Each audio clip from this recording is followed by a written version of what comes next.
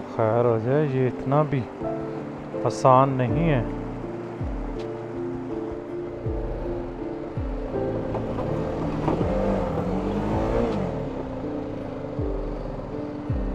फंस गए हैं।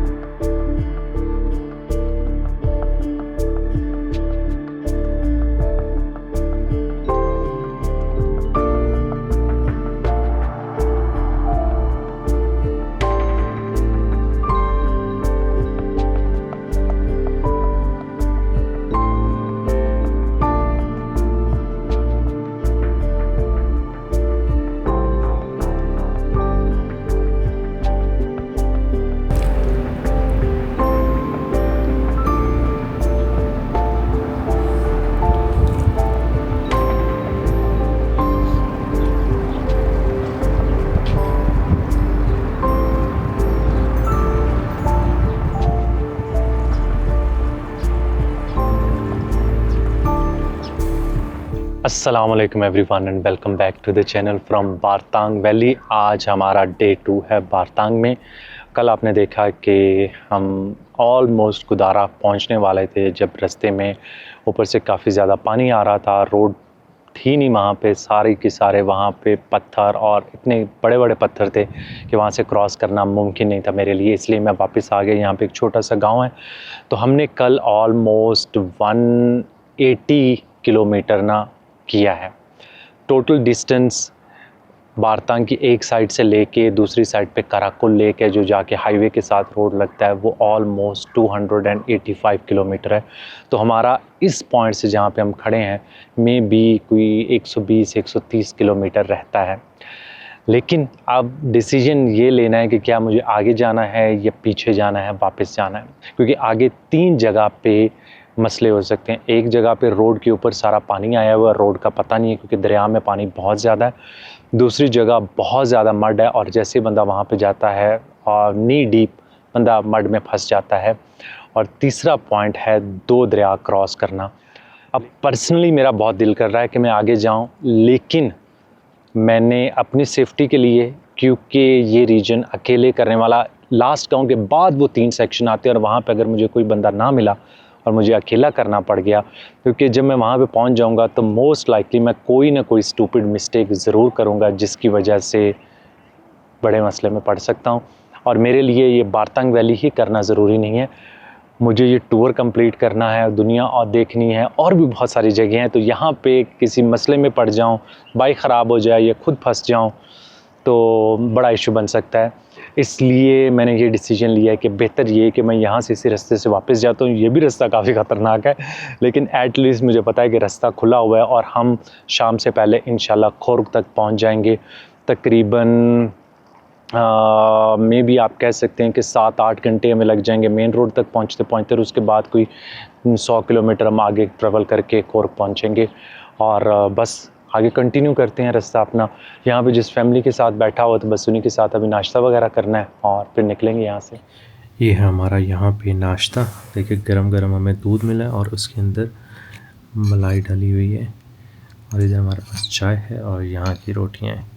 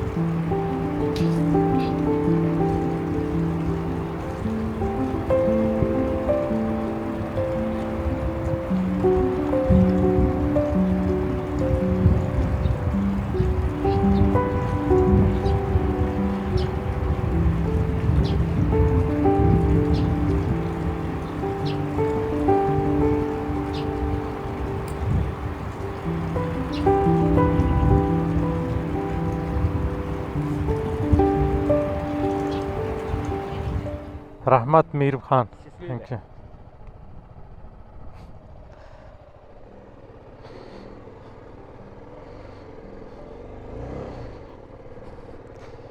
बिस्मिल्लाहिर्रहमानिर्रहीम सुब्हानल्लाह जी सखर लना हाज़ा व मा कुन्ना लहु मुक़रिनीन व इन्ना अला रब्बिना लमुनक़लिबून। या अल्लाह पाक खैर खैरियत से हमारा आज का दिन गुज़रे और बहुत अच्छा गुज़रे।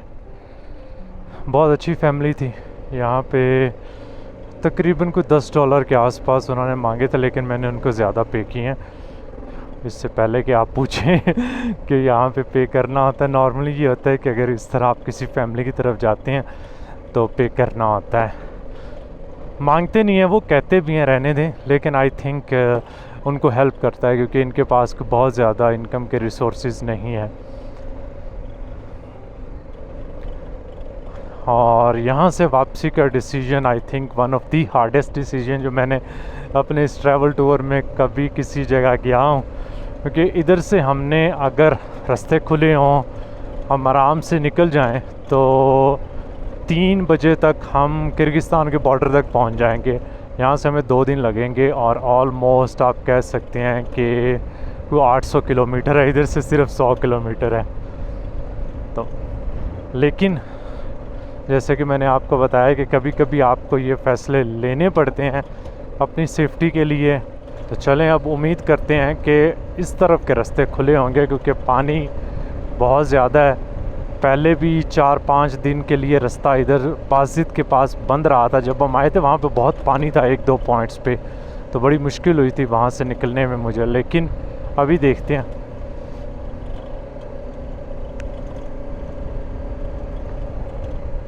ऑलमोस्ट यहाँ पे 7 बज गए हैं। आज हमें रास्ते में रुक के पेट्रोल भी मांगने की ज़रूरत नहीं है क्योंकि इतना है कि हम 170 किलोमीटर कर जाएंगे इंशाल्लाह।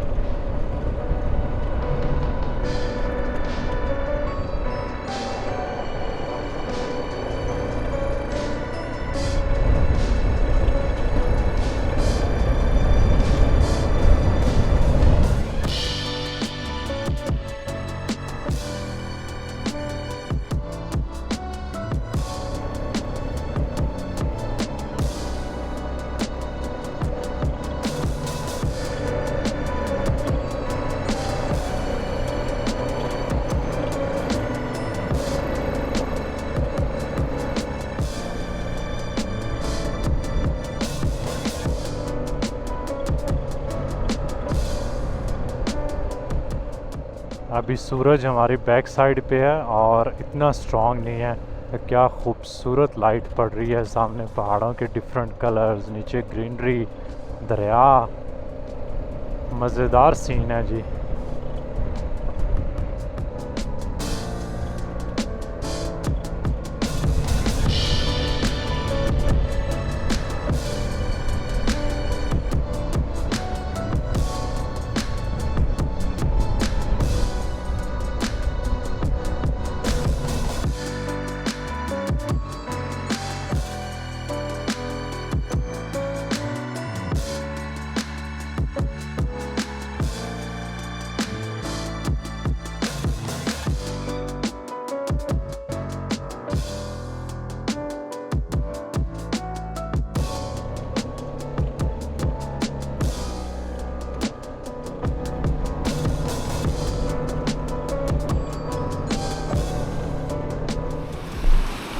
तो अब हम उस जगह पे पहुंच गए हैं जहां से हम वो ऊपर वाला रास्ता कर लिया था।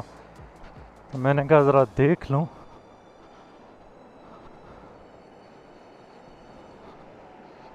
ये रास्ता है, मेरे ख्याल में हम अभी निकल जाएंगे। अभी इतना पानी नहीं है, लेकिन ये रूट बनेगा। ये नीचे गए तो हम फंस जाएंगे।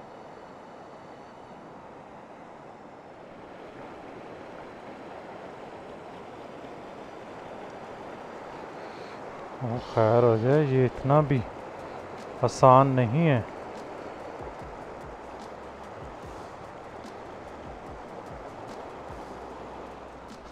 चल भी रंगीली गोते ना खाइए ते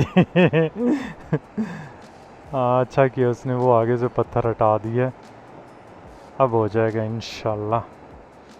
इस तरह के एक्सक्लूसिव कंटेंट देखने के लिए वाइल्डलाइन्स बाय अबरार को सब्सक्राइब करें। बिस्मिल्लाहिर्रहमानिर्रहीम।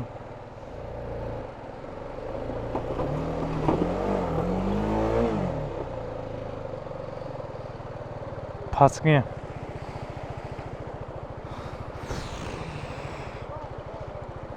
बहुत गहरा, बहुत गहरा है।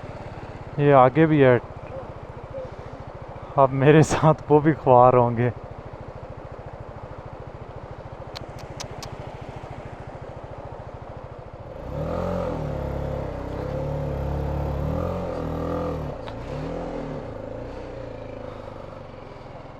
रहमत, थैंक यू।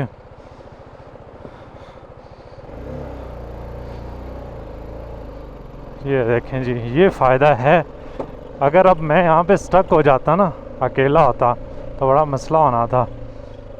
वहाँ पे आप बाइक से उतर भी नहीं सकते इतनी ईजी, क्योंकि बाइक ने लेटना है उधर।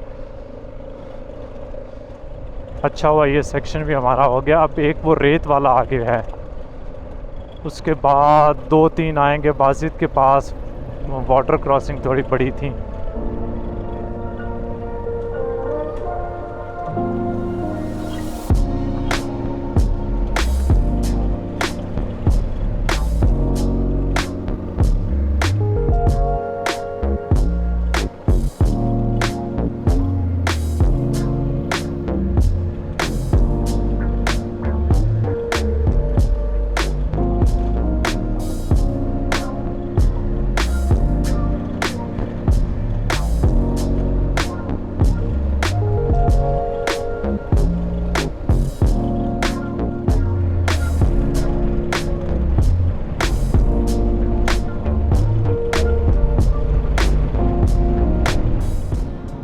ये हम लोग वापस आ गए हैं रोशौन में, तकरीबन 1.5 दिन बारतांग वैली में गुजारने के बाद।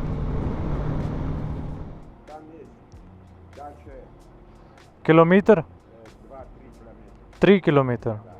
ओके। रोशौन में लिए हमने एक छोटी सी ब्रेक, और प्लान यही है कि आगे की तरफ निकलेंगे। लेकिन यहाँ पे प्यास बहुत लगी हुई थी, इसलिए मैंने कुछ पीने के लिए ले लिया, और भूख भी लगी थी तो कुछ खाने के लिए ले लिया। तो बहुत ज़्यादा यहाँ पे ऑप्शंस थी नहीं खाने पीने की। लेकिन यहाँ से तकरीबन कुछ 70 किलोमीटर के फासले पर बड़ा सिटी आ रहा है खुरुग, और वहीं पे इरादा ये है कि लंच करेंगे और उसके बाद देखेंगे कि क्या हम नाइट वहीं पे स्टे करेंगे या आगे चले जाएंगे। यहाँ से तकरीबन कुछ 1.25 घंटे गूगल बता रहा है, 67 किलोमीटर है। तो हो सकता है कि रोड की कंडीशन कोई बहुत अच्छी नहीं है, इसलिए मैंने कहा कि यहाँ से फिलअप होके जाते हैं, कुछ हल्का फुल्का रिलैक्स करके, क्योंकि रास्ते में हो सकता है कि कुछ भी ना मिले, और ख्वारी और ट्रक वगैरह और ट्रैफिक अगर ज़्यादा हुई तो काफ़ी टाइम लग जाएगा। चलें, कुछ मिल रहा है जो भी, बिस्मिल्लाह करके खाते हैं।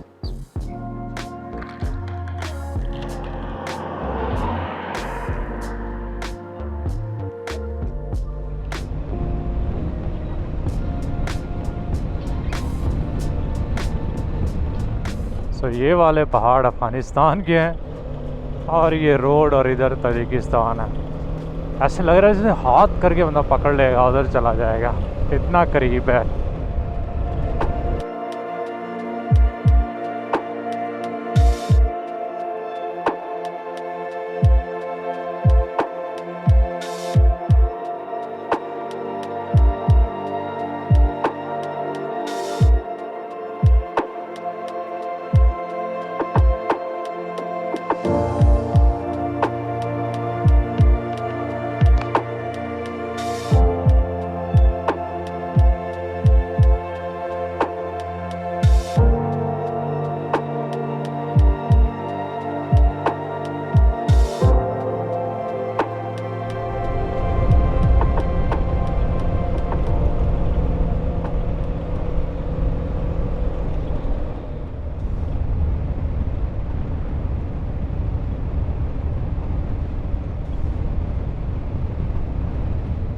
जैसे ही यहाँ का कोई शहर, कस्बा या रिलेटिवली बड़ा गांव आता है, रोड्स अच्छी हो जाती हैं।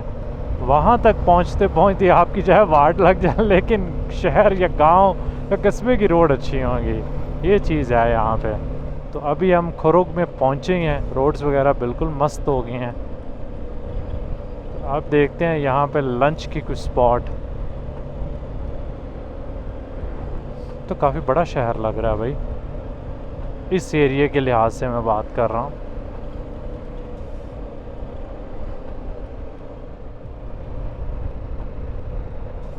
ओ ये कैफ़े नज़र आया, इधर इसी के पास चलते हैं।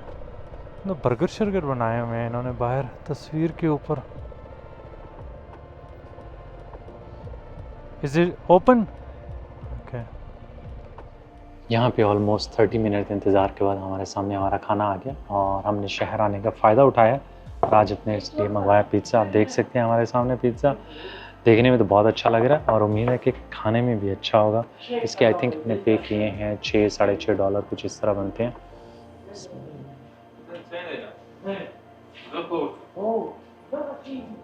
बड़े दिनों के बाद हमारे फूड में दोबारा से ज़रा चेंज आई है।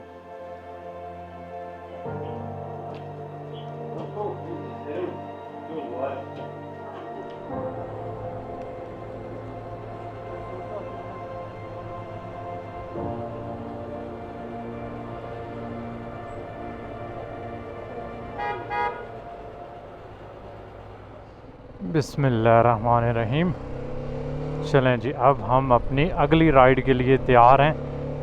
हम ले रहे हैं पामीर हाईवे और यहाँ से तकरीबन 128 किलोमीटर दूर मैंने एक गेस्ट हाउस ढूंढा, एक छोटा सा गांव आप कह सकते हैं, और तकरीबन कोई 2.5 घंटे हमें लगेंगे इस पे। तो बस सनसेट से पहले पहले इंशाल्लाह वहाँ पे पहुँच जाएंगे। पहले मैं प्लान कर रहा था कि यहीं पे रुक जाऊँ, फिर मैंने सोचा यार अभी ऑलमोस्ट 4:30 हुए हैं, क्यों ना आगे ही निकल जाएं, थोड़ा सा और डिस्टेंस कवर कर लें और कल हो सकता है कि हम बॉर्डर क्रॉस कर लें आगे किर्गिस्तान की तरफ।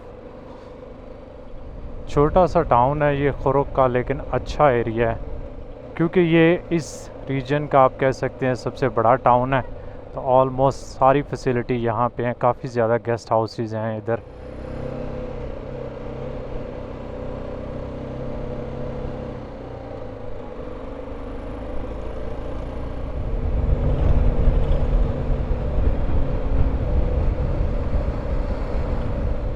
यहाँ की टनल्स और अफ़गानिस्तान में मैंने पास किया था सलांग, बहुत सिमिलर हैं। तो हो सकता है कि ये सारा टनल का सिस्टम सोवियत के टाइम पे बना हो, अदरवाइज़ इतनी सिमिलरिटी नहीं हो सकती।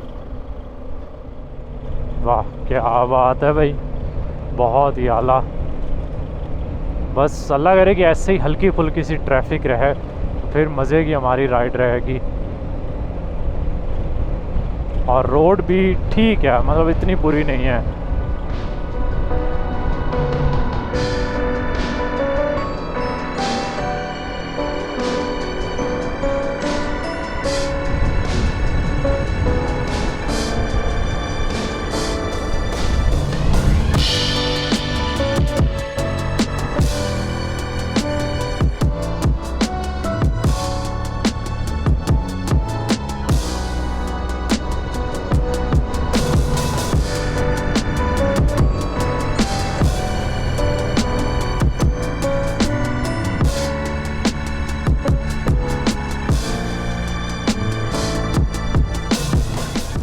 ओए होए होए, सामने देखें क्या खूबसूरत लाइट पड़ रही है पहाड़ों के ऊपर, हल्की हल्की सी चोटियां हैं। बहुत ही मज़े की ये राइड चल रही है। स्पेशली पामीर हाईवे का ये वाला सेक्शन एक तो बहुत खूबसूरत है क्योंकि पहाड़ बहुत आला हैं साइडों पे, और दूसरा रोड भी अच्छी है, तो मज़े की राइड है। एडवेंचरस पार्ट हमारा सुबह वाला था, बारतांग वाला, लेकिन ये वाला खूबसूरत पहाड़, मतलब पहाड़ मुझे बहुत ही कमाल के लग रहे हैं। फिर ऊपर से हल्की हल्की सी जो लाइट पड़ रही है ना, सनसेट राइड्स का अपना ही मज़ा है यार। इंजॉय करता हूँ मैं, बहुत इंजॉय करता हूँ इसको।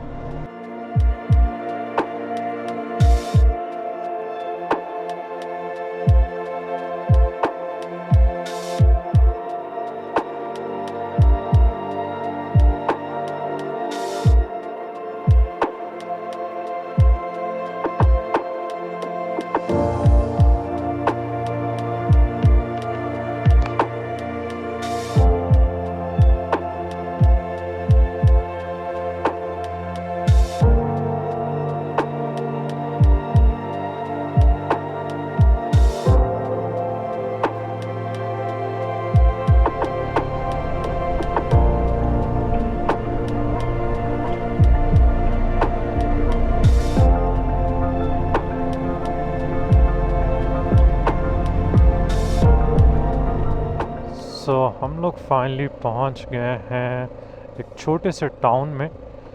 यहाँ पे हमने ढूंढा है एक गेस्ट हाउस। इस रीजन में सर्दी है। पहले अभी मैंने जितने भी दिन गुजारे हैं, इवन के बारतांग में भी सर्दी नहीं थी। रात के टाइम भी ठीक था मौसम, लेकिन यहाँ पे सर्दी है। इस टाउन की वाइब्स बड़ी अजीब सी हैं, बहुत ही खामोश है। पीछे जहाँ से भी गुज़र के आए हैं, कोई ना कोई थोड़ा शोर शराबा, रोड के ऊपर रश। शायद यहाँ पे शाम होते क्योंकि सर्दी हो जाती है, इसलिए लाइफ ऑलमोस्ट कुछ भी नहीं है इधर। पाकिस्तान।